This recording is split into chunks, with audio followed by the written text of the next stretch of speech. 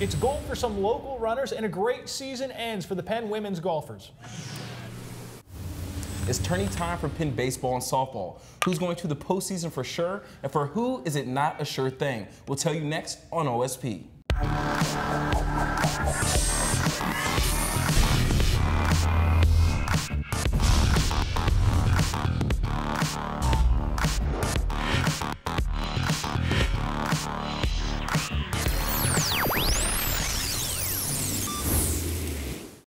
Welcome to another edition of Oskaloosa Sports Pulse. I'm Ampersand Plus, like Ron Artest or Meta World Peace.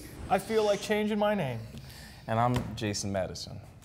And it's the end of April. We'll let you know what that means. It's the Drake Relays, and Oskaloosa has an individual and relay teams competing this week.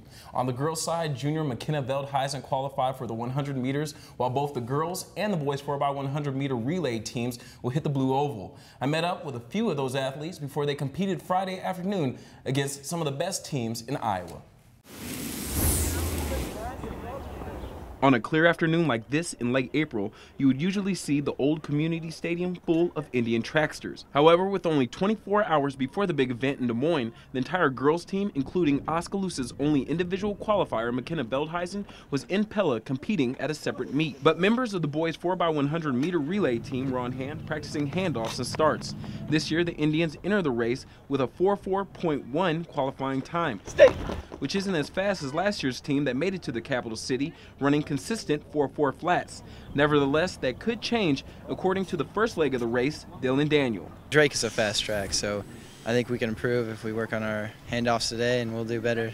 Getting the baton from Daniel is Dalton Shaw, who is familiar with racing on the blue oval, and says that even though Drake is a big event with a lot of pressure, it helps prepare his fellow runners for state in late May when the event is held at the same venue. It's really good because you kind of get a feel for the track, and it's different than any other track. It's a lot faster, and just the atmosphere is a lot different. And it's kind of nice to kind of get into the swing of things and kind of understand how it works, and you kind of go in there with a little bit more of a comfort level.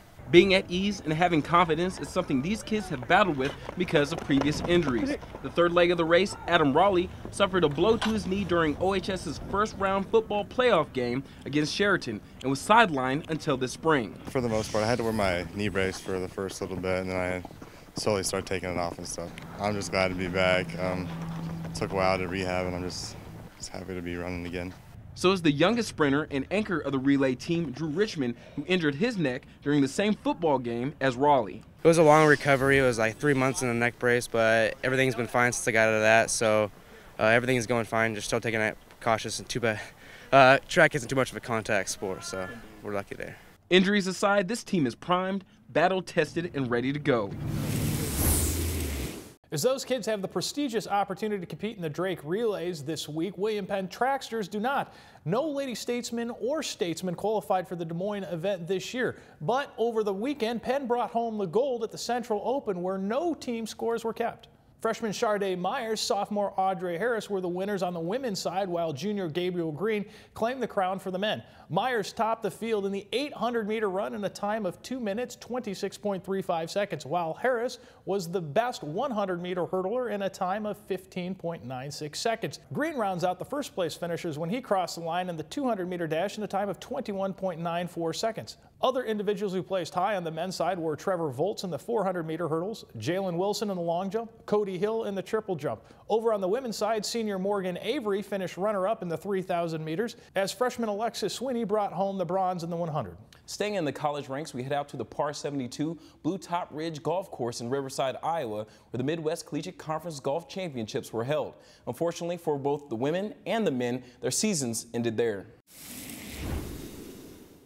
An impressive 2011-2012 women's golf season ended with a bit of disappointment, as the Lady Statesmen placed fourth out of 9 teams with a final tally of 697 last Friday and Saturday. Grandview rallied to pass Ashford for the team title and the automatic bid to the NAIA Women's Golf National Championships in mid-May. The Vikings shot a 678. Freshman standout Maggie Yang bounced back from an opening day round of 86. The next day, Yang shot an 81 to finish with 167 strokes and placed third to earn all-tournament honors. Junior Courtney Crommuller joined Yang in the top 10, tying 8th at 172. Head Lady Statesman golf coach Nick Rule offered these comments to William Penn's athletic department.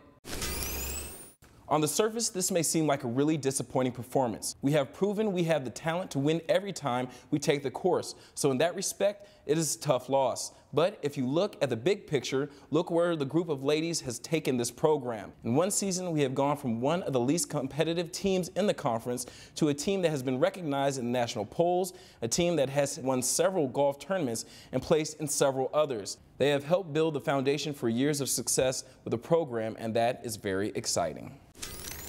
To back up those comments, we go back to the fall. The Lady Statesmen lowered their stroke average significantly from 385.5 to 337.3. The Navy and Gold were the only team in the conference to win 2 tournaments in the fall.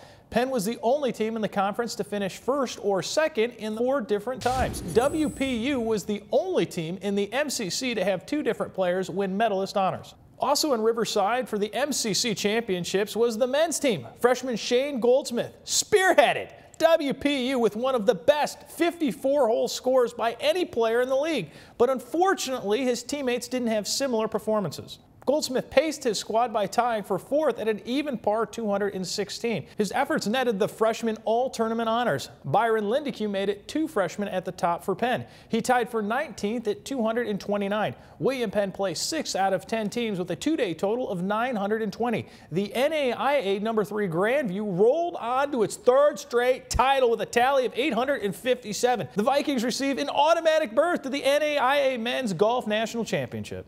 Keeping the clubs out, we moved down to the high school level last Friday, where Oskaloosa took on Knoxville and Norwalk in a triangular golf meet held at Edmondson Golf Course. Norwalk won the tournament at 168 strokes, with the Indians coming up just 3 strokes shy to take second with 171. Norwalk's Ben Elliott captured the medalist honors with a 39, 1 stroke ahead of Oski's Clay Tucker. Also, there was a tie for 3rd between Oskaloosa's Caden Van Manning and Norwalk's Mike Gesford with 42s.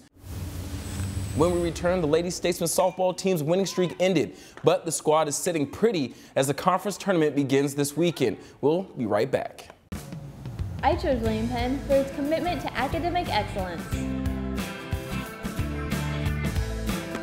I chose William Penn for its commitment to athletics. I chose William Penn for its commitment to diversity. I chose William Penn to become a leader. Why would you choose William Penn?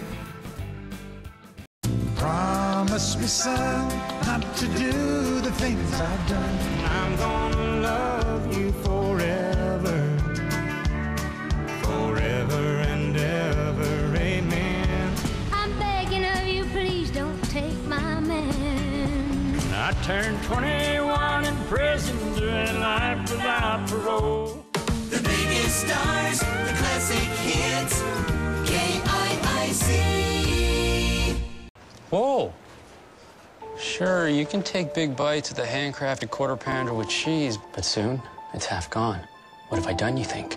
Your bites get smaller as you try to savor what's left with scientific precision. And as that last bittersweet bite of 100% beef and cheese tickles over your taste buds, you think, until next time, dear friend. Until next time. The simple joy of savoring every bite.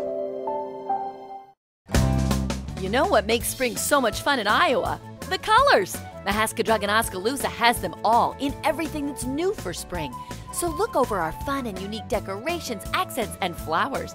We have everything you need to get your home and your life in a joyful springtime mood. Shop Mahaska Drug and turn that winter drab into a dazzling array of colors and enjoy the new life all around us. Come visit us this week and take the time to look around. Mahaska Drug in Oskaloosa. It's big, really big.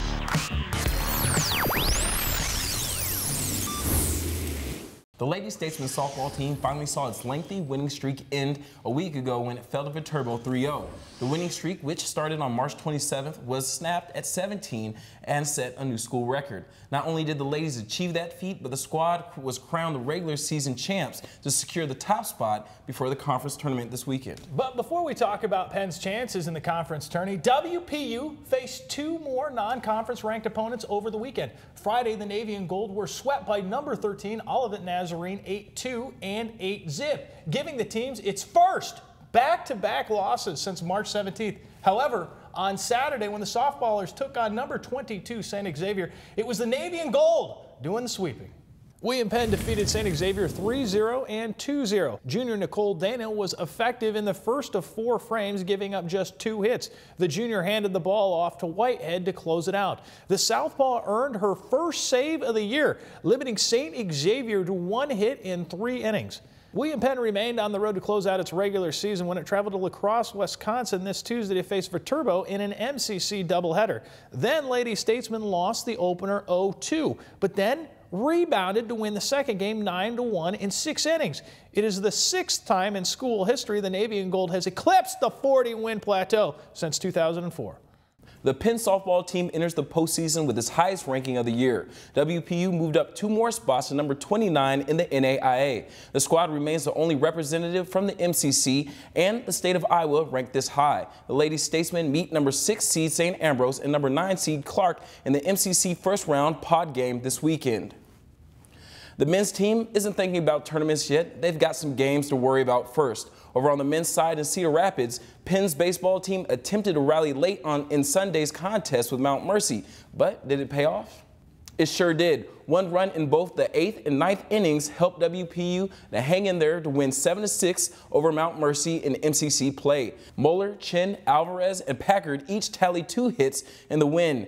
Junior Jorge Quezada started the game and only lasted 2 1/3 frames. Senior Jonathan Davis relieved Quezada in the 3rd and had unquestionably the best outing this season. Penn then hit the diamond Tuesday against St. Ambrose, and the Bees stung them with a 2-0 loss. The Statesmen are now 1 game back of both Waldorf and Iowa Westland in the MCC standings, entering their 3-game set against Clark this weekend. The Navy and Gold hold the tiebreaker over the Warriors and the Tigers, but they will need some help to qualify for next week's 5-team MCC tournament. The Statesmen will most likely have to sweep Clark in order to keep their season going. Things are looking bright for the Statesman football team as the squad moved up a few spots in the NAIA rankings. WPU was 9-2 last fall, improved 2 spots from the last ranking to 13. Defending national champion St. Xavier, Illinois is the spring's #1 team, while Carroll, Montana, Marion, Indiana, Georgetown, Kentucky, and Mid-American Nazarene, Kansas round out the top 5. The Statesmen remain the 2nd highest team from the state of Iowa behind number 8 Morningside. When we come back, we have a former member of the Statesman football team joining us at the desk for an interview about his personal interest in this year's NFL draft. You should see my bank. It can do awesome things. Mom says it's just like the 4 seasons. Always there. Helping communities grow and be a better place to live and work. All because my bank lives here too. Live Iowa, work Iowa, bank Iowa. Member FDIC. Bates Funeral Chapel, where community is more than just a location. Where compassion is more than just a feeling. Where history is more than just a time.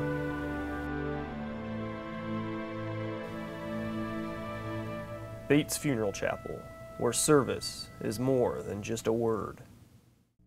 The doctor is in and no appointments are needed. Come to Dr. Salami's today and let the doc heal your hunger.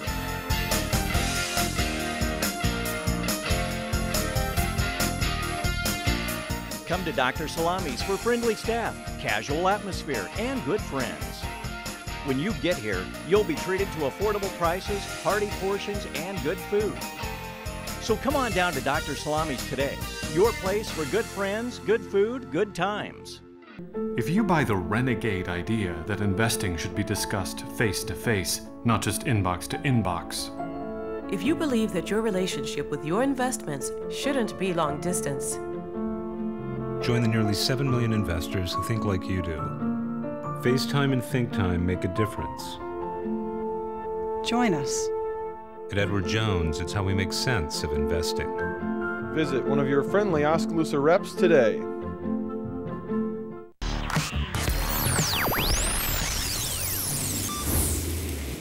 Welcome back. This week in studio, Damon Harrison, defensive lineman for William Penn. NFL draft starting this weekend. It's going Thursday, Friday, Saturday. How excited are you right now? I'm too excited. You know, I've been waiting a long time for this day, you know, and I'm ready to get it all over with.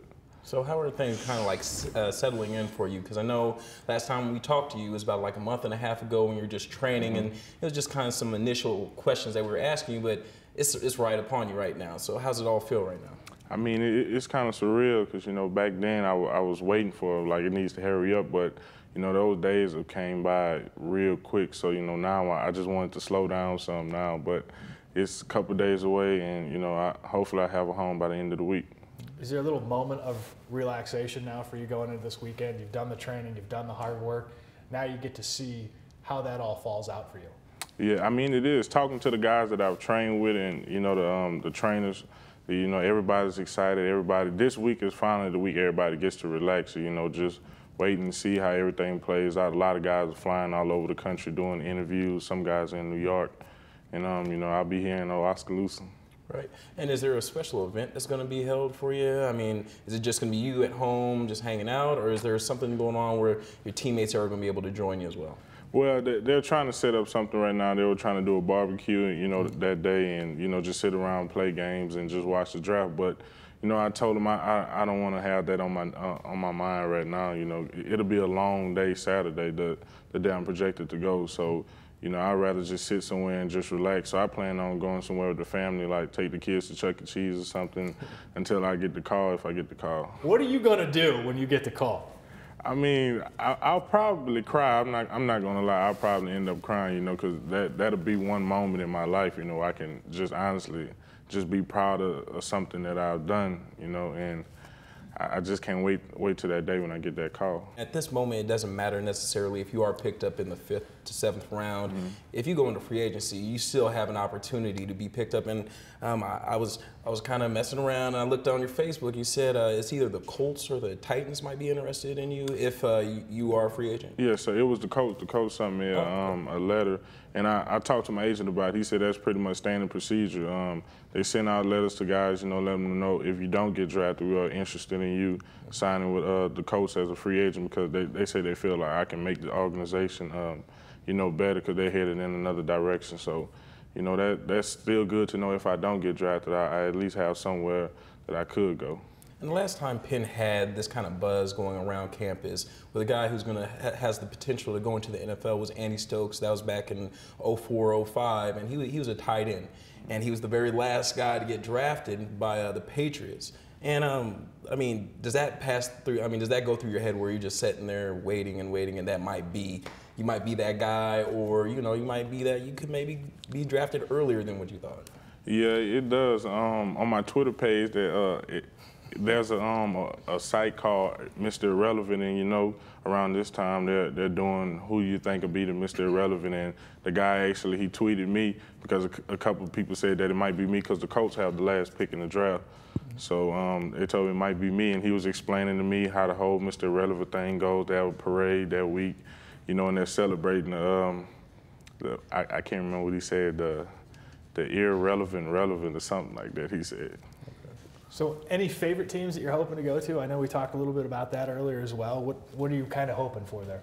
I would love to go home, you know, back home to Louisiana to play for the Saints, but, you know, just getting a shot, you know, just proving that I belong in the NFL, you know, that'll be fine for me. I know going home would be perfect, but, you know, with some of the things that are going on with the team right now, and, you know, they are changing up a lot of things where they're going to maybe want new people. Obviously, they want new people in the coaching roles. But, I mean, players the same. I mean, is that something you're ready to enter into, something that obviously you weren't even a part of? You know, that'll be difficult walking into a situation like that in New Orleans, but, you know, at the same time, I've overcome a lot of adversity in my life. So, you know, another situation like that would just be another testimony added to my life story. So, you know, I would love the opportunity to go down there and make a difference. What's the one thing that you're focused on this weekend? Family. You know, family. Like you said, the hard part is done, and you know, I find myself a lot now. You know, just thinking about how life is going to be in a few months or next year, how much different, you know, I'll be as a person, and you know, and I really look forward to that. That's it for this week's show. Be sure to catch replays of OSP Fridays at 10 p.m., Saturdays at 7 a.m., 10 a.m., and 10 p.m., as well as Sundays at 8 a.m., 11 a.m., and 10 p.m. here on MCG Channel 7. And if you're surfing the web, watch us and the rest of the CRI team online at www.critv.org. With the NFL draft this week, highly valued quarterback prospects certainly don't want their names associated with a lawsuit. Well, Leaf Trading Card LLC is suing former Stanford quarterback Andrew Luck in Dallas while seeking to preserve Leaf's rights to produce and sell trading cards featuring photographs of Andrew Luck taken during the 2008 U.S. Army All-American Bowl game in San Antonio, according to the company's press release. This represents Leaf's response to a cease and desist order from Luck's camp, which wants the company to stop selling the cards. Now, Jay, hearing all this information about the company Leaf and Andrew Luck's camp and who has rights and who doesn't, I want to hear your opinion. But I mean, we also kept Damon Harrison around because we wanted his little take on it as well before we go tonight. But we're going to start off with you. What's your feeling about who has the rights? I mean, do you think that Andrew Luck's camp should be able to just say, no, you can't use these photographs that you legally took back during his early college career? Well, I think the devil's in the details, and when we look at the contract and when you play in that game, what that says in that contract will dictate legally what they can do. Damon, I'm going to look at you. If I was that company and I just started, you know, producing your pictures from back in high school, would that bother you if I was making cash off of that and not giving you any residuals? Yeah, it would. I mean, I would feel like I should be compensated for any money that you're making off of my name. So if they were making money before Andrew Luck, you know, became the #1 draft pick, or before he becomes, I believe he should be fully compensated for it. But if not, then it's not that much of a big deal. You wouldn't feel a little bit excited that this company's out there making that picture of me now that I'm going to be big man on campus coming in, NFL draft? Yeah, it would. It would. I mean, I would be excited because at the time he was a freshman in college, right? I believe so. Fresh out of high school. So, you know, that would be a big thing for him. I mean, obviously they're seeing something in him from day one, you know, to keep the pictures around and to want to take pictures of him. Jay, what do you think about this? Well, I mean, when it comes to like likeness rights, I think that he does need to be compensated in a way, but again, I mean, they have the letter of the law where, I mean, they're trying to be protected by freedom of speech or something like that they mention in their press release. I mean, in my honest opinion, I mean, Andrew Luck's gonna make a lot of money. He's gonna make a lot more money than I think this Leaf company is. So I mean, sometimes you just gotta brush it off, and unfortunately, you know, you shouldn't have to go through the judicial system in order to kind of get your way. Well, I think the devil's in the details. Damon Harrison, thanks for coming on and hanging around with us and discussing this. Alongside Jay Madison, I'm Jason Van Zent. We'll be back next Thursday with a brand new episode of OSP.